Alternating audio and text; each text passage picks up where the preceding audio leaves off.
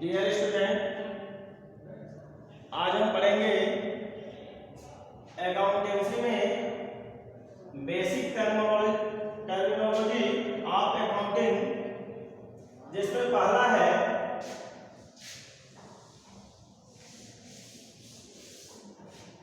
Transaction. Transaction को हम लेन then करते हैं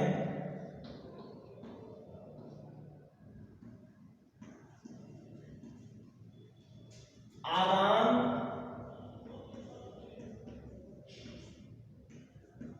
प्रदान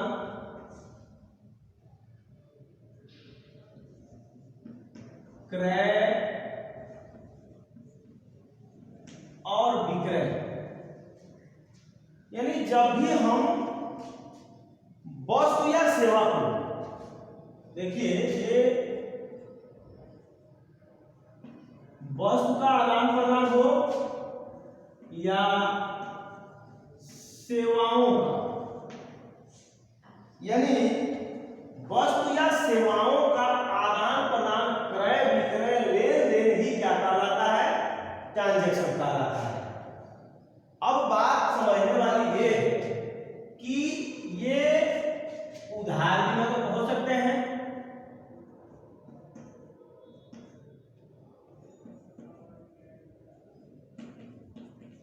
और नगद भी हो सकते हैं। ये उधार भी हो सकते हैं और नगद भी हो सकते हैं। इन दोनों का मिला जुला रूप, अब ये नहीं कि लेन देन उधार है तो लेन देन नहीं कहलाएगा, उधार है तो भी लेन देन कहलाएगा, और यदि नगद है तो भी लेन देन कहलाएगा। अब इसकी दूसरी बात यह है कि ये लेन देन मौद्रिक रूप से होने चाहिए, यानी इसको मुद्रा में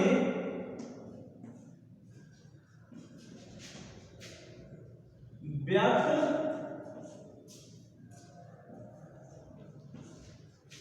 किया जा सकता हो, इसको मुद्रा में व्यक्त किया जा सकता हो, यानी ये लेन देन मौद्रिक रूप से व्यक्त किया जा सकता हो। तो इस तरह से आपने समझा कि ट्रांजैक्शन क्या कहलाते हैं। आप इसके पहले भी ट्रांजैक्शन जानते होंगे, नहीं यदि जानते होंगे तो आज इसको देखेंगे, क्योंकि बार बार आपको यहाँ आगे अभ्यास में ट्रांजैक्शन बोला जाएगा, तो आप इसे हो सकता है न समझे, इसके लिए यह जानना जरूरी है। दूसरा है कैपिटल, जिसको हम पूंजी के नाम से जानते हैं। देखिए, व्यवसाय को चलाने के लिए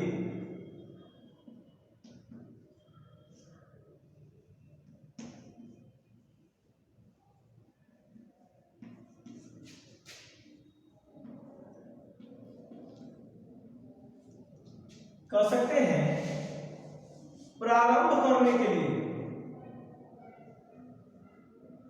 यही सही है। व्यवसाय को प्रारंभ करने के लिए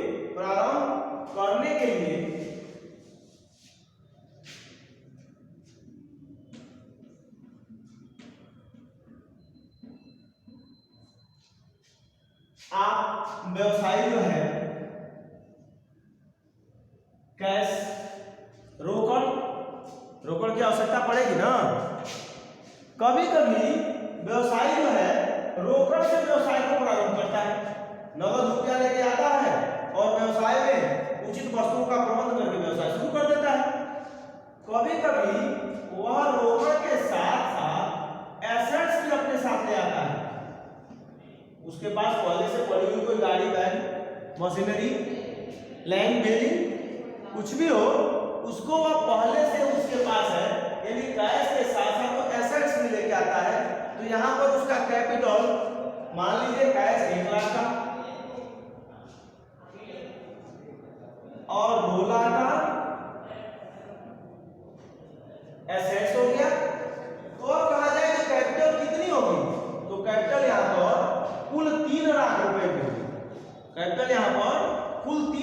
रुपए की होगी, लेकिन कभी कभी वह कैपिटल के साथ साथ अपने साथ लायबिलिटी भी लेकर आ जाता है।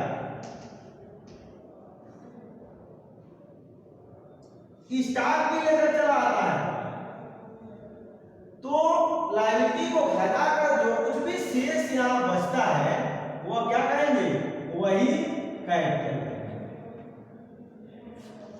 इसका लेखा भी आपको वहां बताया गया, इसका लेखा भी होता है, आपको जब गिनती पढ़ाया जाएगा तो वहां पर बताया जाएगा। फिलहाल आप यहाँ पूंजी समझ रहे हैं, तो पूंजी समझिए कि व्यवसाय को प्रारंभ करने के लिए जो कुछ भी धन संपत्ति दायित्व और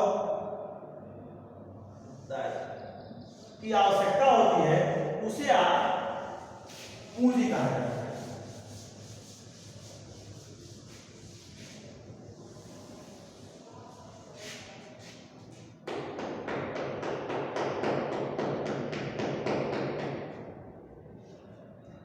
देखिए कैपिटल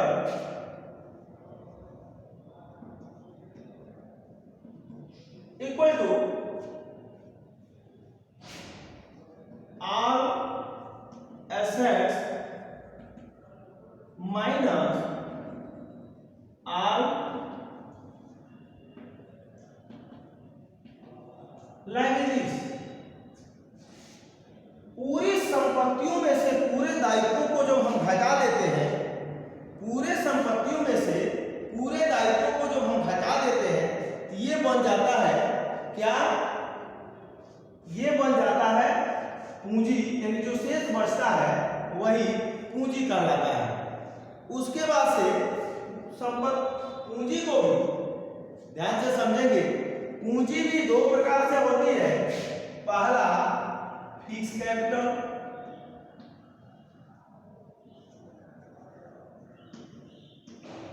और दूसरा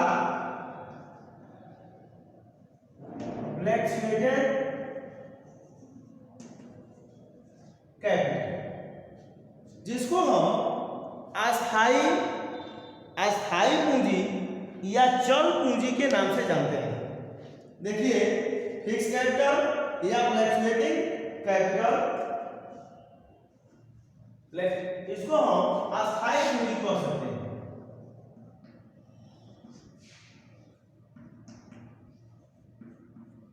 और इसको हम चल पूंजी,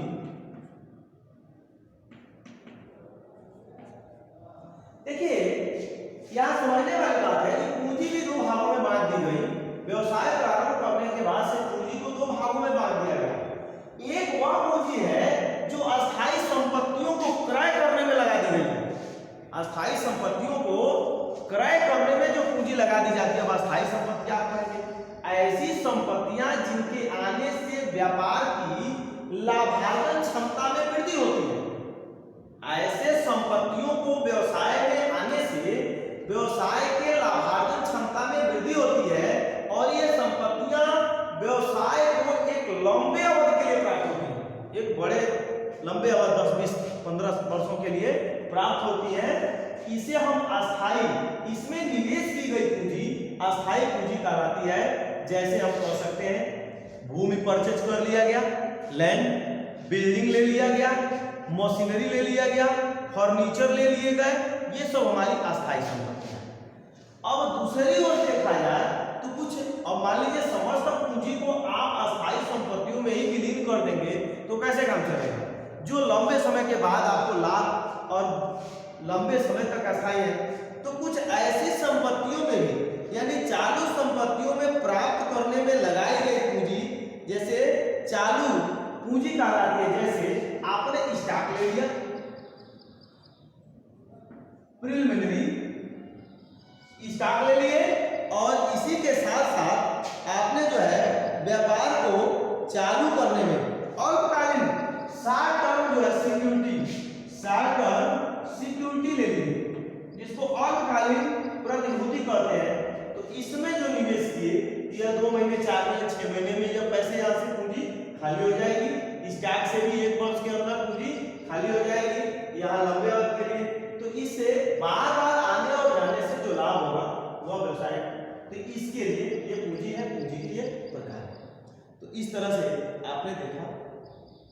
इसमें एक होता है वर्किंग कैपिटल, एक और होता है, ये होता है वर्किंग कैपिटल, जिसको हम कहते हैं कार्यशील पूंजी। देखिए, इसको हम कार्यशील पूंजी कहते हैं, यानी कार्यशील पूंजी बराबर यानी working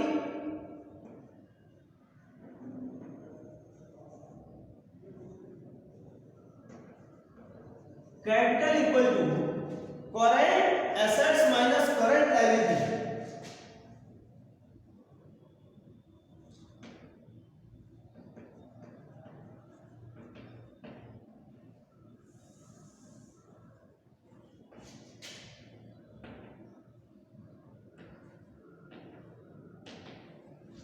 current assets minus current liability. तो कार्यशील जो पूंजी है उसमें चालू संपत्तियों में से चालू दायित्वों को जब हम हटा देते हैं तो जो कुछ भी हमें प्राप्त होता है वह वर्किंग कैपिटल है, कार्यशील पूंजी है, वो व्यवसाय में कार्य कर रही है। बात समझ में आया? इस तरह से ये रहा पूंजी। हमें लगता है आपको ट्रांजैक्शन और पूंजी दोनों समझ में आ गया होगा। आइए अब इसके आगे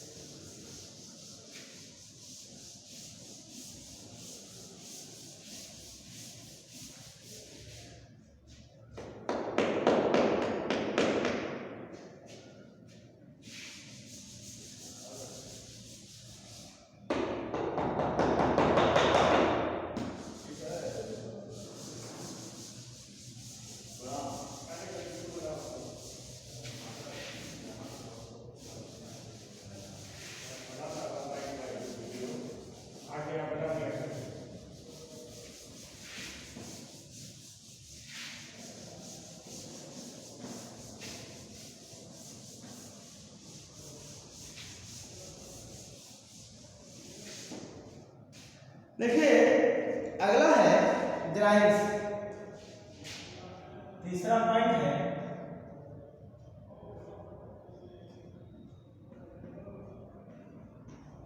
आहरण, जिसको कहते हैं हम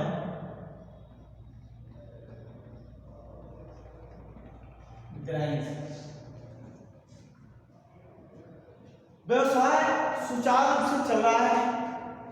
व्यवसाय के ओनर के द्वारा कभी कभी कुछ रुपए की आवश्यकता होती है और वो व्यवसाय से लेके व्यक्तिगत उपयोग में खर्च कर देता है, और कभी कभी वह रुपए के अलावे कुछ माल, व्यवसाय के कुछ माल जो है वो भी अपने व्यक्तिगत उपयोग में खर्च कर लेता है। तो ये बताया जाएगा आगे कि व्यवसाय और व्यवसाय के स्वामी का जो अस्तित्व है वह दोनों अलग अलग, व्यवसाय का और व्यवसाय के स्वामी दोनों का जो अस्तित्व है वो अलग अलग है। यानी आप कह सकते हैं कि जब किसी व्यवसायी के द्वारा वो अपने व्यवसाय से धन या रुपया, माल या रुपया क्या किया जाए, व्यवसाय के उपयोग में ले लिए जाए। माल या रुपया व्यवसाय के उपयोग में ले लिए जाए तो उसे क्या कहेंगे, आहरण। उसे आहरण कहेंगे। यानी जब व्यवसायी अपने व्यवसाय से माल या रुपया लेकर के अपने व्यक्तिगत उपयोग के लिए घर चला जाता है, व्यक्तिगत उपयोग में खर्च करता है, इसे हम आहरण कहेंगे। अब यह आहरण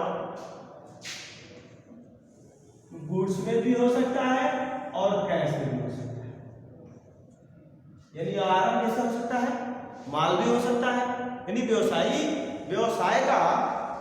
में माल का भी आहरण कर सकता है और रुपए का भी आहरण कर सकता है।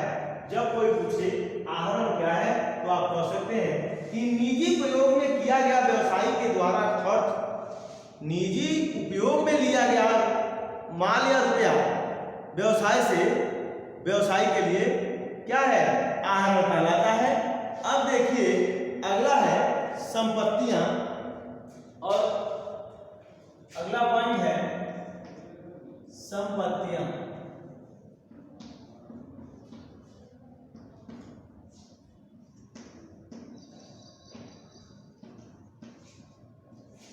व्यवसाय को चलाने के लिए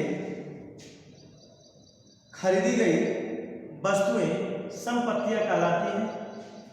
व्यवसाय को चलाने के लिए कुछ आवश्यक वस्तुओं की आवश्यकता होती है जिसे हम संपत्ति कहते हैं। अब देखिए यह संपत्ति जैसे मशीनरी, फर्नीचर,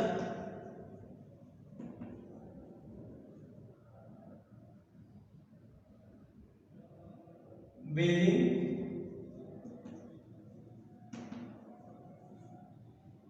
ऐसे अनेक संपत्तियां हैं जिनको हमें खरीदना पड़ता है। व्यवसाय को चलाने के लिए आवश्यकता है, इनको हम खरीदते हैं। ये क्या कहलाती है, संपत्तियां कहलाती हैं। अब देखिए इनके नेचर के हिसाब से इनको हम अलग अलग भागों में बांट देते हैं। जैसे एक होता है फिक्स एसेट्स, देखिए एक होता है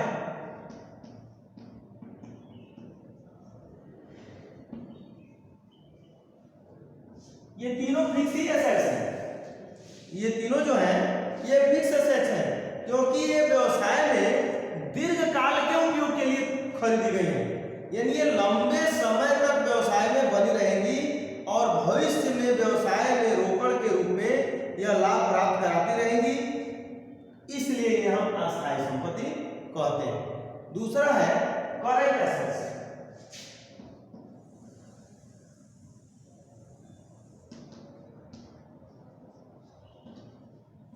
देखिए करेंट एसेट्स का मतलब है चालू संपत्तियां। चालू संपत्तियां जो है ये क्या करती हैं कि व्यवसाय को सुचारू रूप से चलाने के लिए अल्पकालीन उपयोग के लिए खरीदी गई संपत्तियां क्या कहलाती हैं, करेंट एसेट्स कहलाती हैं। ये जल्दी देखिए ये संपत्तियां जल्दी रोकड़ में परिवर्तित नहीं होती हैं, लेकिन ये संपत्तियां क्या होती हैं, जल्दी यानी एक वर्ष में 3-4 बार ये क्या होती है, रोकड़ में परिवर्तित होती है।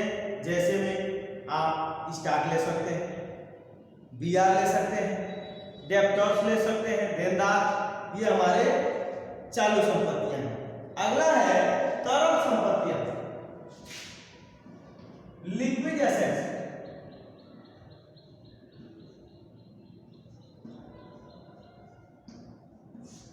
जिसको हम तरल संपत्तियों के रूप में जानते हैं। ये संपत्तियां जो बहुत अल्पकाल में रोकड़ में परिवर्तित हो जाए, बहुत कम समय में जब रोकड़ में परिवर्तित हो जाती हैं तो ये तरल संपत्तियां कहलाती हैं। इसमें पूर्वदत्त व्यय एवं स्कंध को छोड़कर समस्त चालू संपत्तियों को कहा जा सकता है, यानी कहा जा सकता है इसमें पूर्वदत्त व्यय एवं स्कंध को छोड़कर समस्त चालू संपत्तियों को इसमें सम्मिलित किया जा सकता है, कहा जा सकता है कि ये क्या है, लिक्विड एसेट्स है। उसके बाद से है ये है इनटंजीबल एसेट्स, मूर्त संपत्तियां।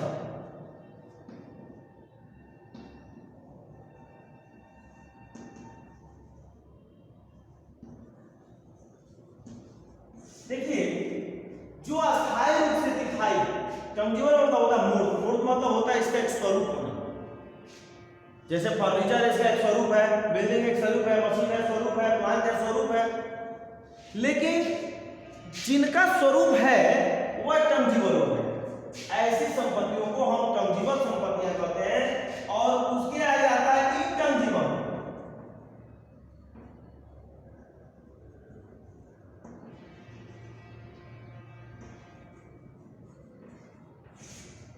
अमूर्त संपत्तियां, अमूर्त संपत्तियां वे संपत्तियां कहलाती हैं कि जिनका अपना एक कोई भौतिक स्वरूप होता ही नहीं, इनका कोई भौतिक स्वरूप नहीं होता है। ऐसी संपत्तियां जो व्यवसाय में विद्यमान होने के जैसे गुडविल है, पेटेंट है, कॉपीराइट है, ये व्यवसाय में दिखाई देता है? बिल्कुल नहीं दिखाई देता है। ये व्यवसाय में नहीं दिखाई देने के बाद भी व्यवसाय में मौजूद होता है, इसलिए इसे हम इनटंजिबल कहते हैं। इसके अलावे अवास्तविक संपत्तियां भी होती हैं जिनका कोई वास्तविक मूल्य नहीं होता, इसीलिए इन्हें हम अवास्तविक संपत्तियां कहते हैं। क्षयशील संपत्तियां होती हैं जिसको हम वेस्टिंग एसेट्स के नाम से जानते हैं। ऐसी संपत्तियां जिनका मूल्य उत्पादन के साथ ही कम होती चली जाती है, उसे हम क्षयशील संपत्तियां कहते हैं। जैसे कोयले की खान, तेल के कुएं, जैसे जैसे निकालते जाएंगे उनकी वैल्यू कम होती चली जाएगी। इस तरह से आपने देखा आज ये कुछ टर्मिनोलॉजी शेष, इसके आगे अगले दिन।